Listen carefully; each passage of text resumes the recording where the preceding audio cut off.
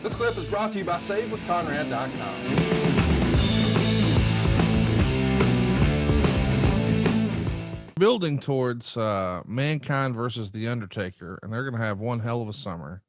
We're also building Shawn Michaels versus Davey Boy in a rematch. And how about this classic? The Ultimate Warrior versus Jerry the King Lawler.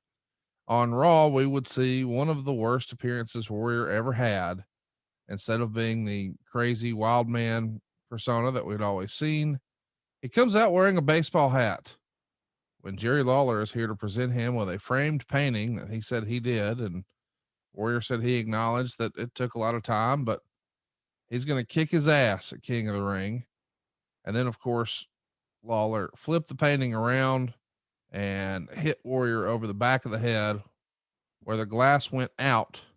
So not one chance of glass going into Warrior's head, but still Warrior felt the need to not only wear the cap, but friend of the show, TJ Wilson, says he even had a pad inside the cap, or at least that's what he heard.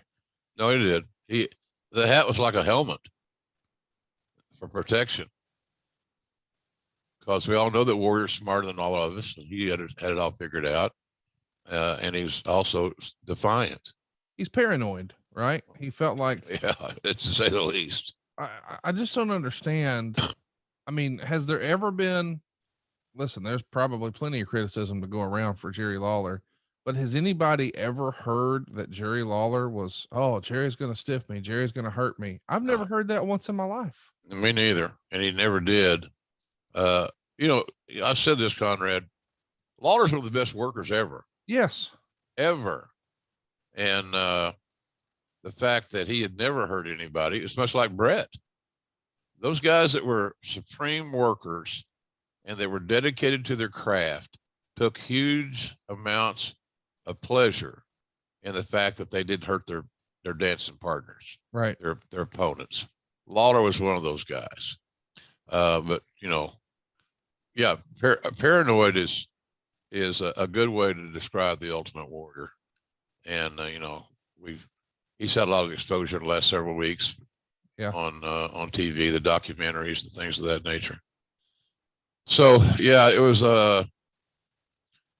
an interesting show to book, and I enjoyed calling it because at the time, you never know how significant any show is going to be until it's over. But when that show was over, we knew that we had accomplished something very good.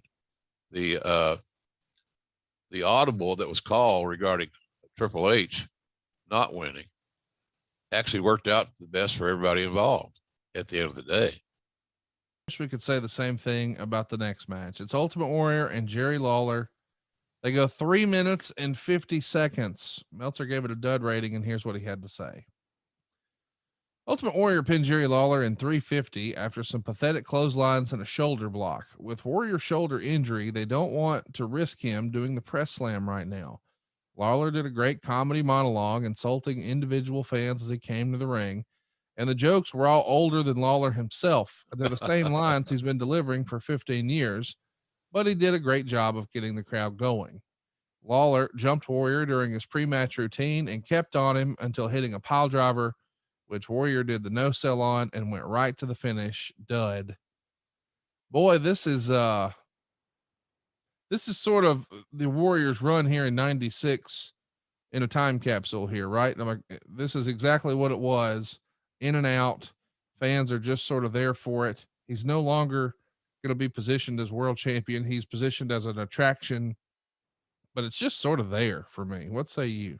Yeah, it's pretty much the same, Conrad. You know, it also proved that Jerry Lawler could have a match with anybody. That's true. And that's why they were booked that way. You know, Lawler, you start to think about it, you know, King Jerry Lawler, you know, king of the ring and all. Yeah. Hey, you never know. So I thought it was a better match than it may perhaps deserved to be based on the competitors. But again, undoubtedly it showed that Lawler had the skill set to work with anybody. You know, that's why Lawler was put in the ring with a lot of guys over those that, you know, I think Lawler had one of the first matches with Mark Henry. And because Mark was so green and he needed somebody to steer him in the right direction, and Lawler was that guy. But Lawler had made a living doing that, working with people not as talented as he in Memphis. So Jerry was just that good. People don't realize how good a worker Lawler was, because his biggest exposure, with the most eyeballs, was on Raw as a color guy, as a color broadcaster. But he did a hell of a job there, and they got through it. I guess that's all I can say. Hey, it's Conrad Thompson. Thanks for checking out the podcast here on YouTube. Be sure to hit the subscribe button and the notifications bell so you get a notice anytime we upload some new content. And go save yourself some money right now. If you're in a 30-year loan or you have credit card debt, it's not a matter of if I can save you money. It's a matter of how much. Find out right now for free at SaveWithConrad.com.